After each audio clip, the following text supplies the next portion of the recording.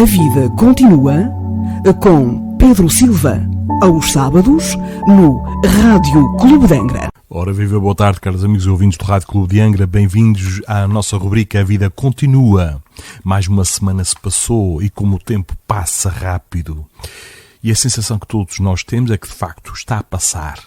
Mas faz parte da evolução, da transição planetária. Hoje vamos falar, caros amigos, da doença mental, na ótica espírita.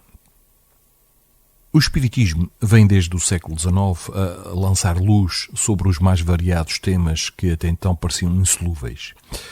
A deficiência mental ou a loucura, que era tratada na altura, tratada de forma marginal pela ciência durante milénios, chamou a atenção de Allan Kardec, o codificador da doutrina, que lhe reservou alguns artigos na famosa Revue Spirit.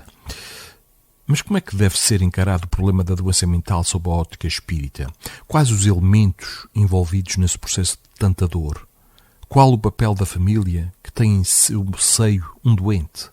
São essas algumas das questões que nos propomos abordar nesta rubrica. Em relação à história e à visão materialista, hoje em dia o termo deficiência mental é preferível à palavra loucura para designar os portadores de algum distúrbio psíquico. Isso porque nas últimas décadas a doença mental tem sido tratada de forma mais racional. A classe médica e mesmo a sociedade civil em geral vem mudando a maneira como encara esse distúrbio. Mas nem sempre, caros amigos, nem sempre foi assim. O francês Michel Foucault, no seu livro clássico sobre a história da loucura, estabeleceu um paralelo interessante entre a loucura e a lepra. A lepra, na antiguidade, era objeto de exclusão e supressão de elementos da sociedade. O portador da doença era o bode expiatório, culpado de causar males aos outros. Os vales dos leprosos eram lugares ermos, afastados das cidades, em que se depositavam, entre aspas, todos os doentes leprosos, escorraçados de convívio social comum. A loucura, sobretudo a partir da Idade Média, viria a ocupar o lugar da lepra como alvo da brutalidade dos homens ditos normais. Seria, nas palavras do autor, o novo espantalho que estabeleceu com a sociedade uma relação de divisão e exclusão. Na sociedade medieval, temerosa dos poderes espirituais ocultos, a doença mental passa a ser encarada como resultado da presença demoníaca, da força maligna na sua plena ação. O louco era submetido a sessões de tortura física e psicológica. Não havia compreensão e um sentimento de ódio e temor rondavam a relação entre os sãos e os doentes. Caros amigos, o desconhecimento quase que completo levou à busca de tratamentos antiquados e dolorosos a estes doentes. A trepanação, ou seja, o embrião das modernas lobotomias, consistiam na abertura de buracos nos crânios dos doentes de 2,5 a 5 centímetros de diâmetro, sem anestesia ou asepsia adequadas. Os doutores buscavam remover a pierre de folie, ou seja, a pedra de loucura, que acreditavam existir nos cérebros dos doentes. O que acontecia de facto é que eram feitas verdadeiras mutilações que exauriam as forças dos doentes e, por vezes, acabavam por deixar os pacientes privados de certos movimentos.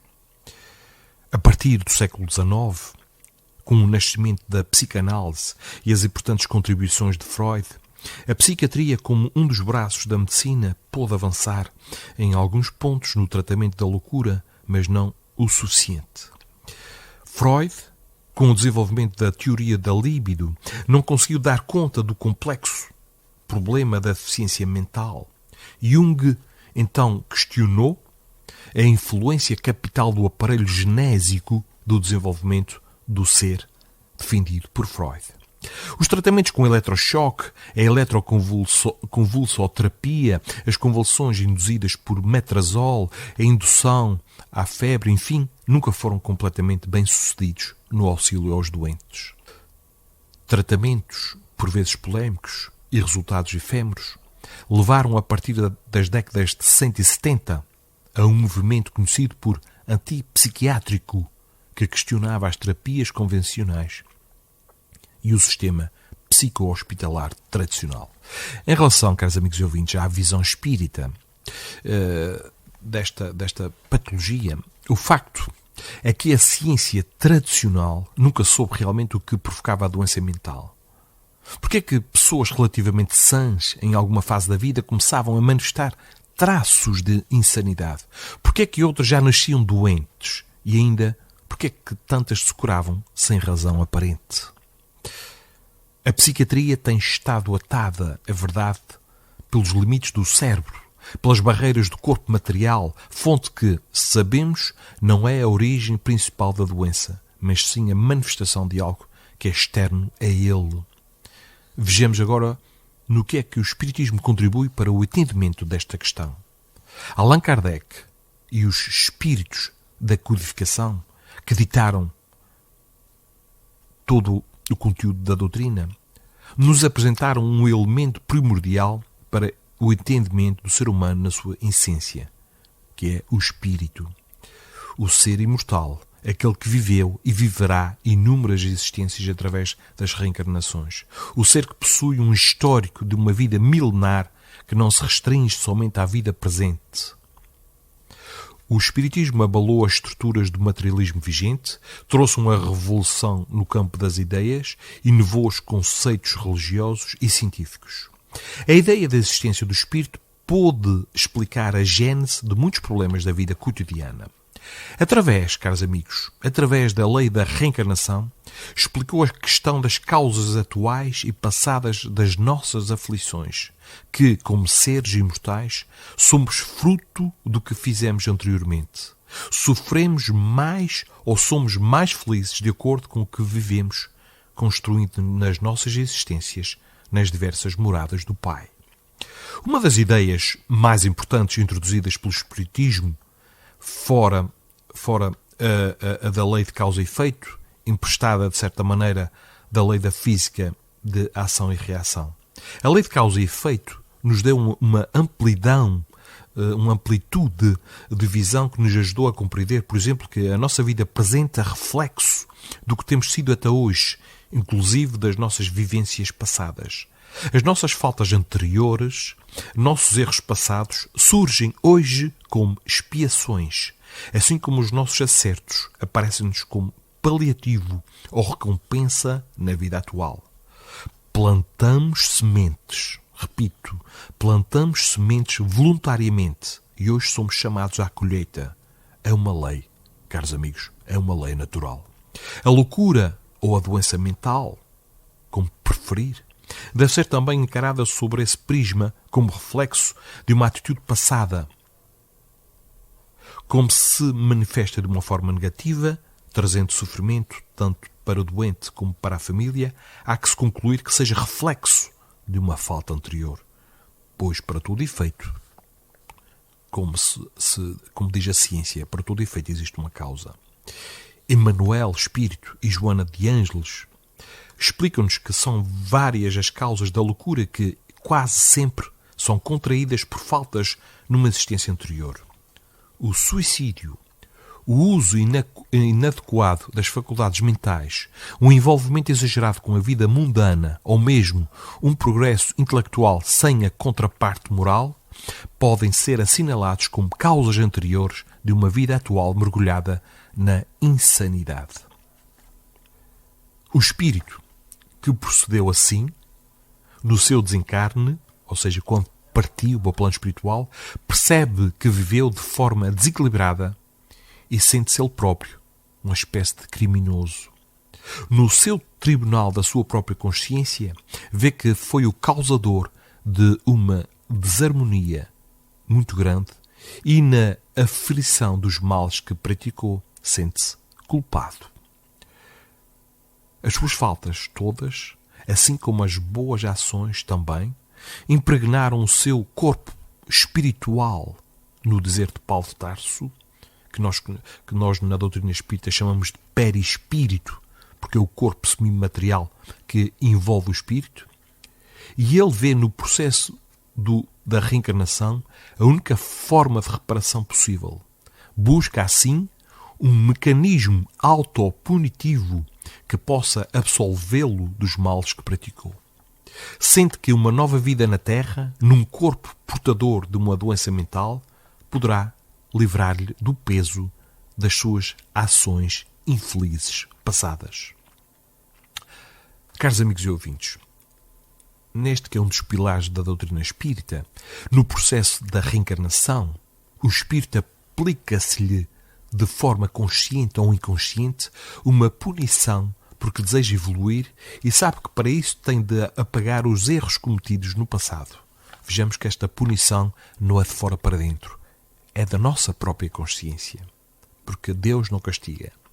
Vejam que não é uma punição vinda do exterior, ou um verdicto traçado por um Deus vingativo, mas antes disso é um alerta da nossa consciência, da consciência do próprio espírito que se sente faltoso com a harmonia universal, pois sabemos que ninguém se escusa da própria consciência.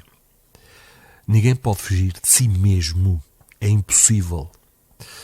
A partir do momento da permissão para a reencarnação e a posterior fase da concepção, o espírito passa a imprimir nas moléculas de DNA do novo corpo físico as suas necessidades e heranças.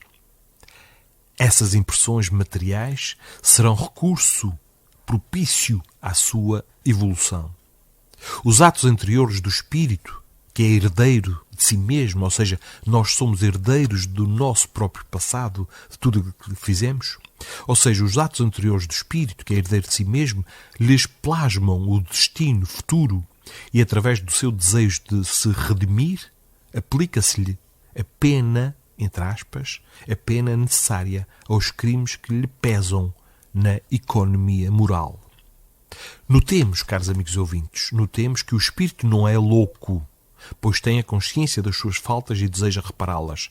É certo que há espíritos que têm de ser submetidos a uma reencarnação compulsória, mas mesmo nesses casos o espírito não é louco. E sim terá em mãos um corpo que não lhe permitirá manifestar todas as suas faculdades. Ou seja, é o corpo que é limitado. O espírito não tem defeitos. Na nova vida, na sua nova reencarnação, a doença poderá manifestar-se desde o nascimento ou poderá ser desencadeada por uma aparente causa material, ou seja, uma fixação, um trauma, um stress ou mesmo uma dessação.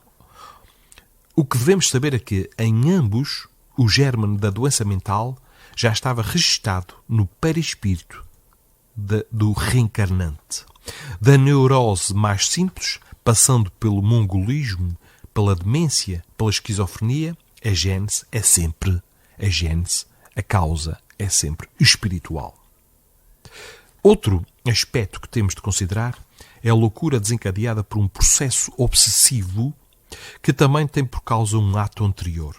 A obsessão é um mecanismo de cobrança do ser que está no plano espiritual em relação àquele que já está aqui na vida física. Um histórico de disputas e relações não resolvidas envolvem vítima e algoz, agora em papéis trocados. Um está no plano físico, o outro está no plano espiritual, no plano invisível. Assim, o obsessor acredita que a sua má influência e vingança do ofensor, que está no corpo físico, se livrará da dor que carrega, influência essa que pode inclusive levar o obsediado a um diagnóstico equivocado da doença da deficiência mental. Jesus disse e aconselhou: faz as pazes com o teu inimigo enquanto estás a caminho, para que não suceda isto que acabei de vos dizer, para que não hajam obsessões. Com a devida terapia espírita, mudança de comportamento de todos, com a reforma íntima e amor dos companheiros mais próximos, é quase certo que a cura total é possível nesses casos. A doença mental é a expiação ou prova também para os pais, que podem ter sido coadjuvantes, podem ter sido cúmplices nas faltas desses espíritos, no pretérito.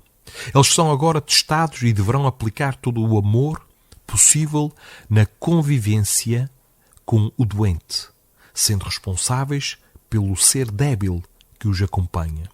Sabemos, caros amigos e ouvintes, que a cura total é quase sempre impossível porque consta do plano reencarnatório da criatura, mas a dor, tanto do doente quanto da família, pode ser atenuada, suavizada, se tivermos em mente que nunca estamos sozinhos, se confiarmos e termos a figura divina como nosso norte, como nosso suporte. Espíritos amigos estarão sempre a inspirar e a colaborar na nossa caminhada. Não esqueçamos disso, da enorme ajuda que todos nós temos. A terapêutica espírita, no tratamento da loucura, é essencialmente preventiva, pois sugere a resignação ante as vicissitudes da vida que poderiam causar o afloramento da doença. O autoconhecimento, o conhece-te a ti mesmo, frase que estava inscrita no templo de Delfos, na antiga Grécia, a busca constante da reforma íntima e a transformação pessoal de cada um, constituem meios eficazes de manter a saúde psíquica de todos, já que qualquer um de nós pode ser um doente em potência. O autoconhecimento, tão bem aplicado por Santo Agostinho, é uma das chaves mestras na prevenção de toda e qualquer doença. A autoobservação no dia-a-dia, na busca constante de identificar os pontos a serem melhorados, as fraquezas e más tendências, são elementos importantes para assegurar a qualidade de vida.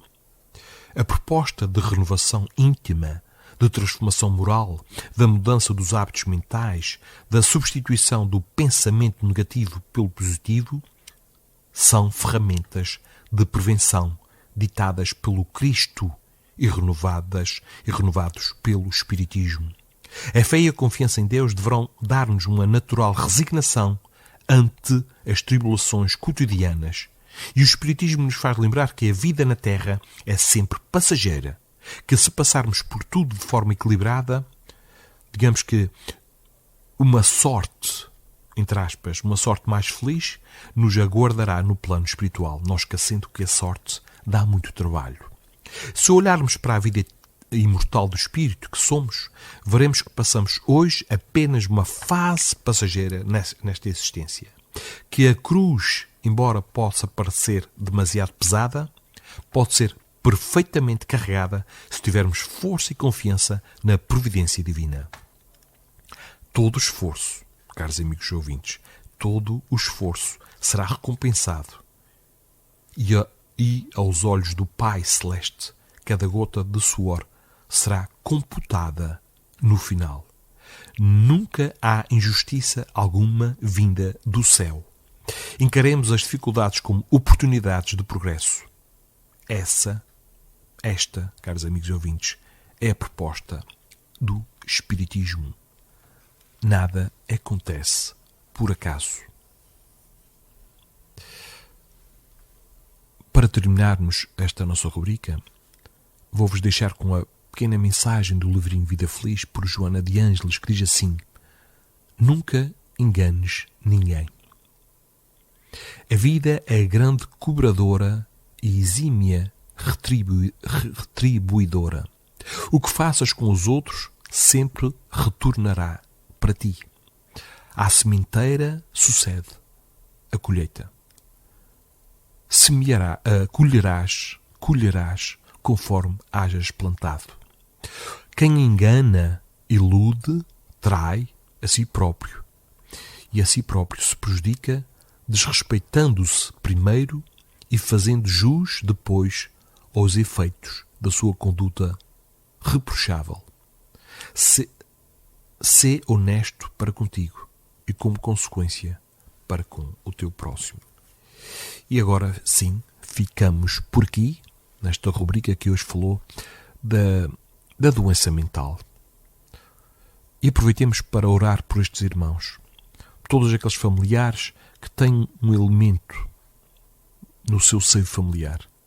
São irmãos que precisam muito da nossa ajuda, da nossa compreensão, da nossa oração. E é também uma prova para todos os seus familiares, pois estamos todos no mesmo barco. De certa forma, nós, ditos normais, fomos cúmplices e colaboramos para que este espírito que agora está no nosso seio familiar, carregasse estas consequências. Ajudemos uns aos outros e vamos todos conseguir, com a providência divina que não nos falta. Oremos uns pelos outros, perdoemos uns aos outros. Façamos as pazes enquanto estamos a caminho com os nossos inimigos. E a caminho, meus amigos, quer dizer, enquanto estamos aqui na terra, nesta vida corporal. Vou-me despedir com um grande abraço aqui do Pedro Silva por todos vós e um conselho de amigo. Deem o primeiro passo em direção à vossa própria felicidade, que se refletirá no todo, no meio no qual estamos inseridos. Então, muita paz para todos. A vida continua com Pedro Silva, aos sábados, no Rádio Clube de Angra.